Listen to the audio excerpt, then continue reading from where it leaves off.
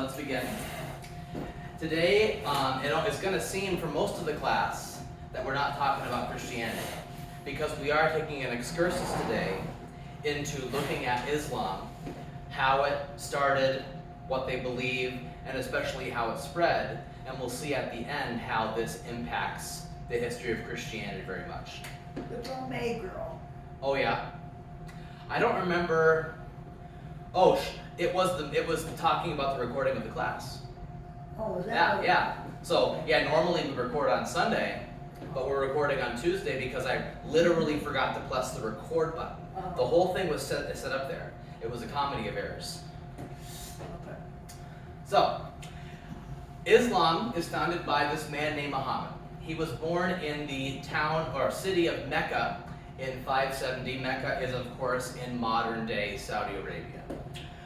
Muhammad, we are not told what faith, if any, he was raised in.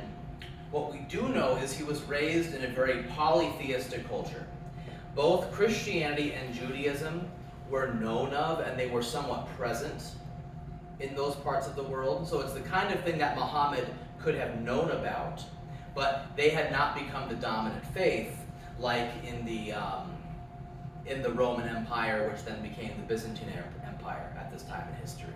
So in this part of the world, people still worshipped, evil spirits, good spirits, those kind of things. It was very traditional pagan polytheism.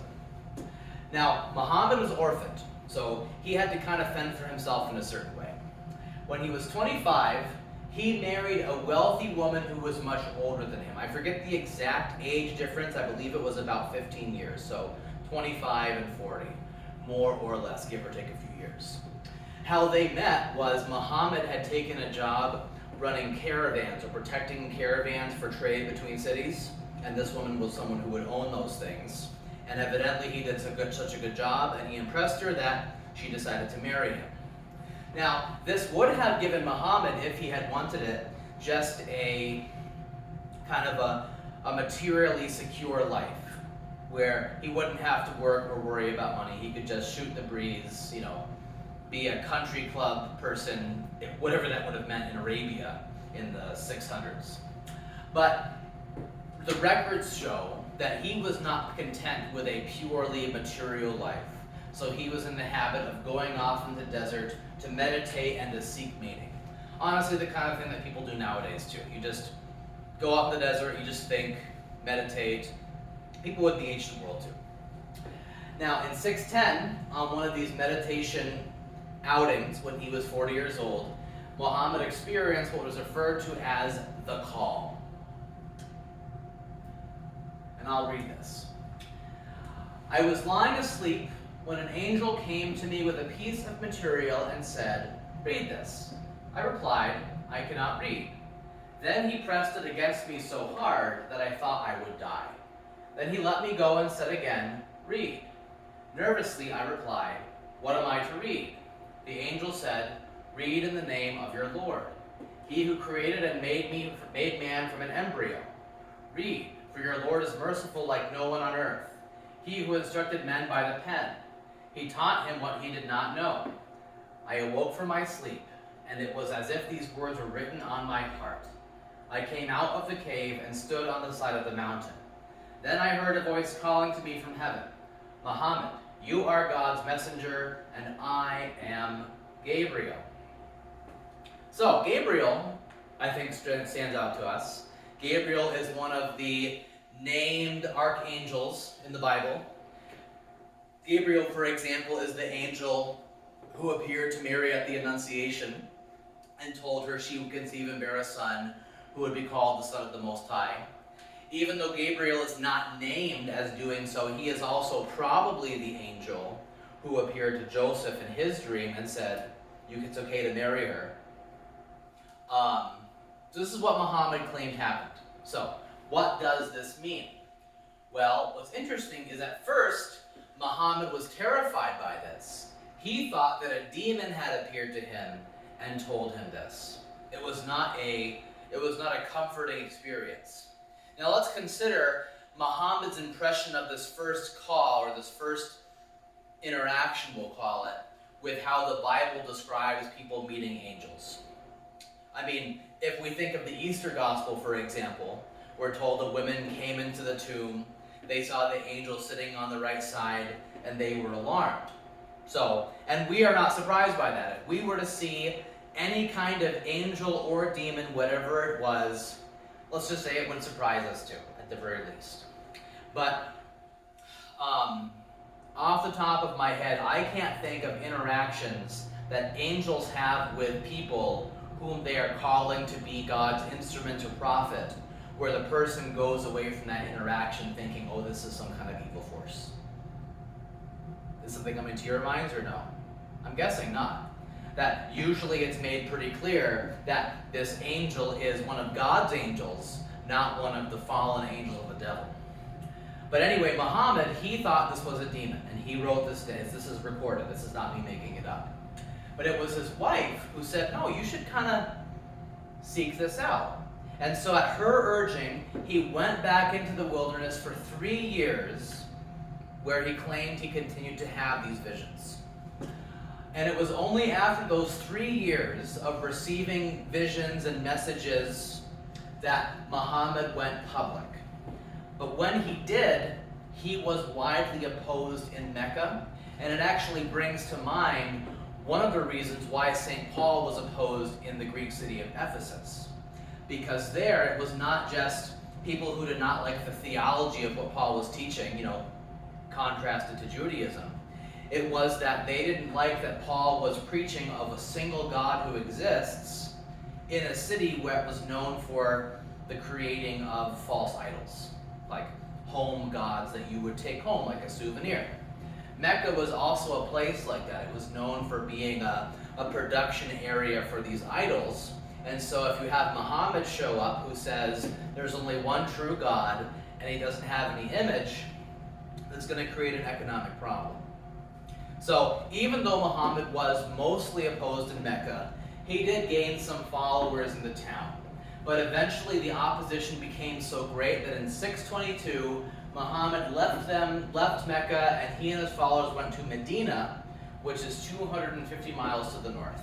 Now this is a significant event in the history of Islam. It has a fancy Arabic name, but I forget what it is. It brings to mind the Mormons coming out to Utah.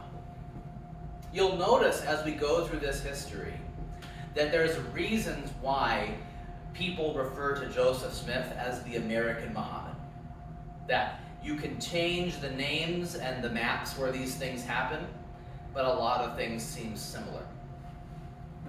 Now, what's interesting is that once Muhammad arrived in Medina, even though he was an outsider, he was able to become the political and religious leader of the town. And the reason why he did this is because in Medina, there were these warring factions that were constantly trying to pick at each other and pick each other off, like gang warfare. And he was able to actually broker a peace between them. And kind of part of that peace was he was the political and religious leader of the town. Well, good for him. We don't doubt that Muhammad was, not a stupid person, if you're able to pull that off.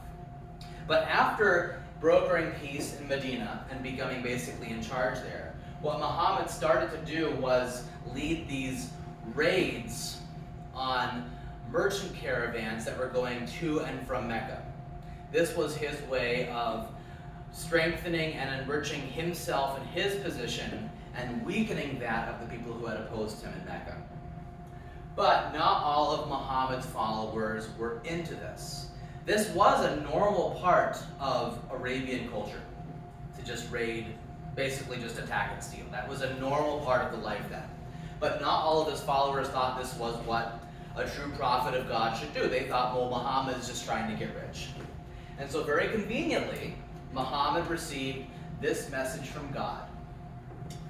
Not equal to believers are those who sit at home, except those who are disabled. Allah has granted a higher grade to those who strive and fight than to those who sit at home.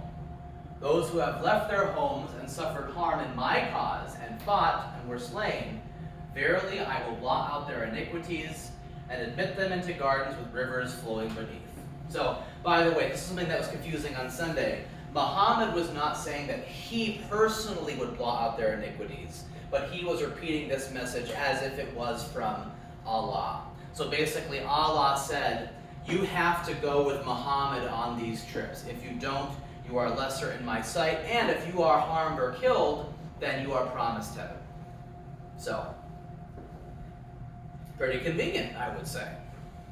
Now, these raiding parties worked. By 629, Muhammad was so rich and powerful that he and his followers, or his forces really, they went from Medina to Mecca with the idea of conquering the city, but they were actually able to just take it without a fight. They just said, okay, you win. You're in charge. And so, in 629, this would happen. In 632, Muhammad died, but when he died, he was already the chief political and religious authority for most of the Arabian Peninsula. Now, when I say most, this is exactly what I mean. That this is a good rendering of how much territory Muhammad controlled when he died. So, he is green, by the way. Now, we can see for context what else was going on at this time. You still have the Sassanid Empire, kind of the successors to the Persians, really. You have the Roman Empire, which has now kind of been reformed or reconstituted as the Byzantine Empire, in purple. And then you have France, and then you have the Visigoths over in Spain. So, Islam has a lot of territory. Realize there's a lot of sand here. So we're not talking about tons of these massive population centers. Any thoughts or questions so far? So what did Muhammad teach? Well, he claimed that he had been receiving revelations from Allah from the year 609 until when he died in 632. Now, one of Muhammad's teachings was that Jesus was a true prophet. So was Moses. So was Abraham. These were people who were in the lineage of God's chosen people. But Muhammad claimed that he was the great and final prophet. So, the one who actually surpasses Jesus in prominence and authority. And after him, there would not be any more prophets. Jesus, though it was taught, he was actually conceived and born of the Virgin Mary, but he was not the Son of God. Okay? So you can see how Muhammad is kind of building on some of the story of both the Old and the New Testaments, but also changing things for his purposes as well. Now, Muhammad also taught, I'm going to grab my coffee as I say this, Muhammad also taught that the Old and the New Testaments had originally been given by God, but they had been distorted over time. And only the Quran, which was his collection of revelations from God, was completely pure from corruption and could be trusted. Now, the Quran, by the way, it's not like the Bible. So, the Bible is a history book. We talked about this at the last ladies' Bible study. I think at least one of you was there for that. How the Bible, it stakes its claims of legitimacy, or at least it lines itself up with history. So it basically says, well, these things happen now, which is a way to kind of authenticate what the Bible claims by saying, well, does it agree with history or not? The Quran is not just a history book. It's mostly sayings or revelations given to Muhammad from Allah. Now, what are some of these teachings? The first one is this. Salvation comes through obedience. It's not a religion of grace. It's a religion of works. You have to earn it. And because of that, someone who takes their Muslim faith seriously according to the Quran and does not introduce other sources for their faith, they can never actually be sure of their salvation. So if you ask a theologically conservative, pious Muslim, are you going to go to heaven someday? Their answer is going to be, if Allah wills it. If God says that I can. Just like Mormons. Yeah, basically just like Mormons. We see a lot of things tracking here. Yeah. And there's more, too. Now, how does this compare to you? Are you going to get to go to heaven when you die? What would you say if someone asked you that? Yes. You would say yes. And why? I'm saved by grace. Saved by grace. Actually, the best reason saved by grace is not a wrong answer. But the best, most concise answer for if someone says, why are you sure you're going to go to heaven, is because Jesus rose. That's right. Because Jesus' resurrection validates his death on the cross and everything else he did and promised before that. Contained in those promises is the one he made to the thief on the cross and to other people, that in him there is eternal life and redemption. So that's the reason. So that's like, it's like if you get something from Smith's and it's bad, and you have to go to customer service, they're going to ask you for your receipt. It's the proof that you're supposed to have this. So the resurrection is the receipt. So I'm not saying this is going to happen, but if your eyes close for the last time at your death, and you open them, and you're standing before God's throne, and you hear in a much deeper, more imposing voice than mine, why should you get to go to heaven? Don't say, because I believed. If you want to say saved by grace, that's fine. But the best answer is because Jesus rose from the dead. But anyway, so salvation comes through obedience, and obedience manifests itself in what's called the 5 pillars of Islam. The first of these is confession, also known as Shahada. This is the common Muslim confession that Allah is the only God and there is no God but Him. I don't remember the exact terminology. I don't really want to be repeating it right now, but you know what I'm talking about. So confess the sole divine authority of Allah. The second pillar of Islam is to pray 5 times daily towards Mecca. That is the holy center of their faith. Now, if we're like, oh, what does praying towards Mecca matter? Well, let's just remember, though, that it's a deeply Christian tradition to pray towards Jerusalem. Not for the same reasons, but, praying in a certain direction. Daniel did it. Usually Christian churches are supposed to be pointing east, basically. Ours is pointing west for, I don't know, no reason probably. But anyway, so 5 times daily towards Mecca. The giving of alms, fasting at certain times of year, like during the month of Ramadan, where you don't eat or drink between when the sun comes up till when the sun goes down. And then what is called the Hajj, which is a pilgrimage to Mecca. It is something which every able-bodied, financially able Muslim is supposed to do at least one time during their life. Now, in addition to the 5 pillars, there is this unofficial 6th pillar, which is not universally agreed on, but seems to have become a 6th pillar, and this would be jihad.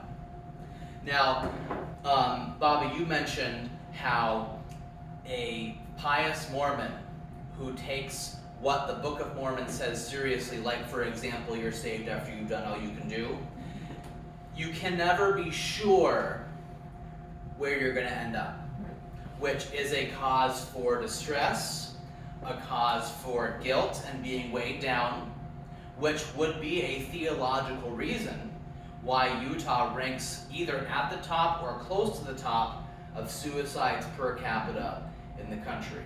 Now, you would not assume that about Utah on the surface. That on the surface, Utah has this very clean, leave it to Beaver vibe, I would say. But there is rot and guilt underneath, because a religion of works does not release you from the knowledge of your sins. Jihad kind of does, though. Because the idea with jihad is that if you give your life fighting for the sake of Allah or Islam, which has been understood to mean basically fighting as a Muslim in a war with Muslims under the rules of Muslims. He doesn't have to be fighting against some other faith. You go straight to heaven, and in heaven you have 72 virgins at your disposal, 72 perpetual virgins. So you always get to be taking someone's virginity, which we can talk about in a second because it shows the baser nature of things. If you look at the backstory of a lot of the young men who do these suicide bombings. They were living wild lives before. They were not living quiet, peaceable lives according to the religious tenets of Islam. They were drinking, prostitutes, drugs, things Muslims are not supposed to do. Or perhaps they were a convert as an adult. And, they come to believe, it's wrong, but they come to believe, well, this is the true faith in the true God. But then you realize, well, I brought this whole wagon load of sinful guilt with me, behind me. And so if you ask the question, well, if Allah wills it, will I go to heaven? It seems like a pretty meager chance that Allah is going to will it. But you have this get out of hell free card, which is jihad. Is this making sense? Now, this is not universally the case, but this is not infrequent that the men who will do this, they're living pretty wildly up to the moment because, well, what does it matter? You can act on your baser natures, you're going to get to go to heaven anyway. But now let's talk about heaven. So the Bible clearly presents physical intimacy between a man and a woman as a good thing, right? I mean, Song of Solomon, it's pretty hard in the PG-13 camp sometimes, to be perfectly frank. But whenever the Bible talks about sexual intimacy, it's not talking about one man and a whole bunch of virgins. It's talking about a man and a woman who are one flesh, and the woman was a virgin at one point, but you don't stay that way.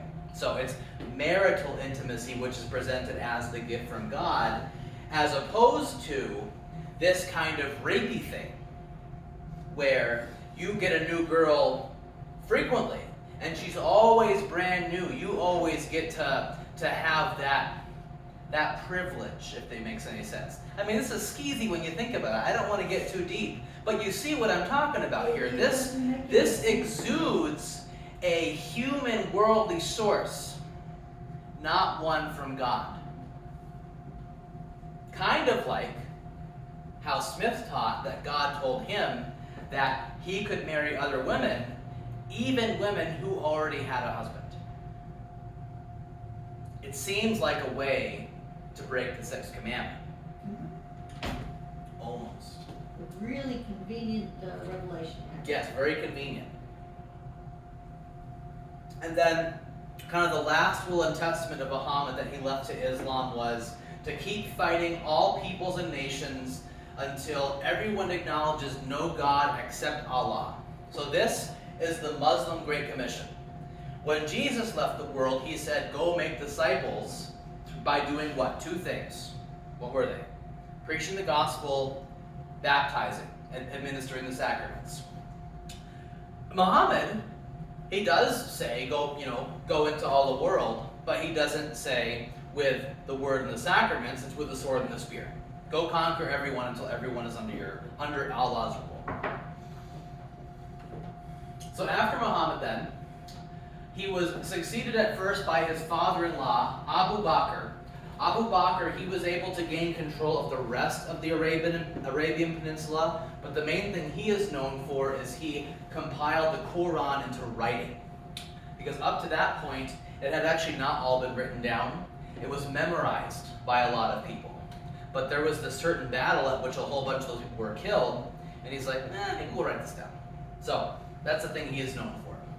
And then after Abu Bakr came Umar, who ruled for 11 years, and he is considered the Apostle Paul of Islam. So what's the thing that stands out to us about the Apostle Paul for what he did? He's known for bringing the gospel all over the place, spreading the Christian church through what? Through preaching the word, administering the sacraments. Umar, he is the Apostle Paul of Islam because he was a very apt military leader. He was able to fill the vacuum that was left from the fact that the Byzantine Empire and the Sassanids, / Persians, they had been basically fighting on and off for decades. It's kind of like how, after the Civil War, this country was pretty well spent. Imagine if England and France had been like, hey, why don't we go retake those territories? it would have been a bad situation. They didn't do it, but I mean, the Muslims, they rose right at the best time to be able to sweep through these militarily and economically depleted empires. Does that make sense? Now, Umar's position on Jews and Christians was interesting, because Christians and Jews were viewed very differently than pagans. Even Muhammad, he had written that, like, basically Jews and Christians are closest to the truth. Basically, he wrote, it's easy for them to get to go to heaven, because their sense of right and wrong is basically ours. So Umar viewed Jews and Christians as people of the book. They all had at least the Old Testament in common. And so because of this, he forbade the destruction of their churches and their homes as long as they paid the jizya tax. Now, this does not mean that they got to keep all their churches, and it does not mean that they got to keep their Christian imagery posted. My understanding is that churches were left up and people could go to them, but proselytizing was either illegal or strongly discouraged, and you couldn't have, like, signage or imagery. It had to kind of be a blank building, if that makes any sense. Kind of like a Jehovah's Witness church, where it's just like, oh, that has no windows. That's kind of weird. The only thing it tells you that it's some kind of religious facility instead of just a very nicely kept up, municipal building is the sign that says jw.org. But anyway, this toleration was only in place once peace was established. Before peace was established, they could be raided, killed, their property taken, along with everybody else. And even though there was this toleration, as long as you paid the money, there was the pressure to convert, which a lot of people did.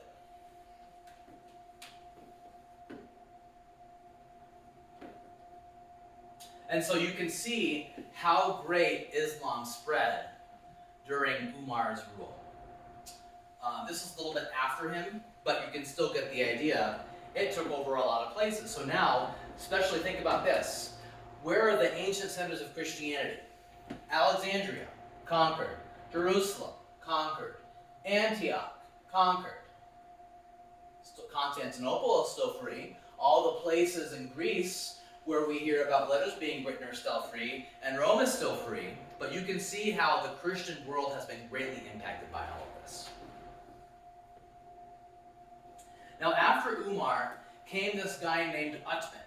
Uthman is generally hated. It was understood that he was not a moral man. He was only trying to advance himself. And he was so generally hated that after he was assassinated, no one touched his body for 3 days. Which is a huge insult. I mean, like in our country, like if their president gets assassinated, everybody is sad, even if you didn't vote for him. They just left his body sitting there. And his death triggered a succession crisis, because Muhammad and Abu Bakr and Umar, they had all indicated who should succeed him. Uthman did not. So there became this dispute. Some people said that the caliph, the religious and political leader, he has to be from Muhammad's greater family. Those were the Shiites. Others said it can be any qualified Muslim nobleman. Those were the Sunnis. Now, there are not really differences in the faith besides that question. And this question hardly matters, because the Muslim world is not united nowadays. But if you've ever wondered, what is the deal? Why are there two kinds of Muslims? This is why. Who should be in charge? It sounds a lot like what happened after Joseph Smith died. Most Mormons said, Brigham is our guy. Some said, no, it has to be one of Joseph Smith's family. Now, the spread of Islam. Even though there was this Sunni-Shiite split, it did not slow the spread of Islam at all. It continued to spread. It did not know defeat until the Battle of Tours in France in 732. At that battle, Charles the Hammer Martel led his army to defeat the Muslims, which really is understood to be one of the most important events in history because it saved France, Italy, a lot of places from Muslim conquest. Before this, the Muslims had never been defeated in any kind of major engagement. So this created actually kind of an identity crisis for Islam. It ceased to spread, at least as fast as it had been before. And what this also did is it only left the Bishop of Rome free from Muslim domination. Every other ancient patriarchate of Christianity was under Muslim rule. Now, we talked, well, we didn't, yet 2 weeks ago, we discussed the origins and the rise of the papacy. This was part of that. That this was an external factor which amplified the fact that the other four, Constantinople, Antioch, Jerusalem, Alexandria, they were all willing to accept the prominence by human right of the Bishop of Rome, but the fact that the Bishop of Rome was the only Christian ruler in Christian lands only added to the fact that, well, he must be the ruler of the Christian world. That's how we got to that point. What's interesting, though, is that after this, Islam still remained mostly a mystery for Christians for centuries. They did not know what Muslims believed. There were some accounts where people wrote that Muslims worship statues of Muhammad, which they most certainly do not do. They don't even allow a picture of him to be drawn. I mean, you've heard of this Charlie Hebdo thing that happened in France where there was this satirical magazine that had a picture of Muhammad in a comic strip, and they were threatened because they depicted Muhammad. You're not supposed to do that. So it took a while before, I don't remember the name now, but there was finally like a Catholic Jesuit who learned Arabic, and he was able to kind of write a review. He was able to basically write a book about Islam, which at first, well, basically he wrote a book about Islam, and Luther read it, and he's like, I'm not going to write a new book. This is fine. This is good. So what's interesting is that Islam did later on play a role in the Reformation, because at the time of Luther, the Muslims, they had conquered up into the it's not Iberian. It's the Balkan Peninsula, and they were threatening Vienna, which made it so that Charles V wasn't able to turn his wrath against Luther and the German princes as much as he would have been able to, would have preferred to, because he had to keep his empire militarily united to fend off the Muslims. And then it's also interesting that Luther, he actually wrote favorably about Muslim piety, because he in his writings, he wrote how it was a sad thing that, Christians get drunk and that kind of stuff, whereas Muslims, he's like, they pray 5 times a day, they don't get drunk. He's like, if you were just to compare piety, well, obviously there's a superior faith. They weren't the true faith, but they were living that out at least. That was something that Luther noticed. So that's all I've got on this today. I threw a lot of history and information at you fast. Maybe some of it was repeat, maybe some of it was new. Do you have any comments or questions? Well, then I forget if it's next week or the week after then, we're going to get into the Crusades. I know one of the weeks, You're gonna do what? the Crusades. Because that certainly changed how the Muslims treated the Christians after that. Because in the Crusades, the Christians did not treat the Muslims very well. So, which is not something that we have to go to bat for at all. Well, the Crusaders were kind of a different breed anyway. Yeah. So, we'll get into that history next weekend and then next Tuesday. So, alright, then we'll stop there.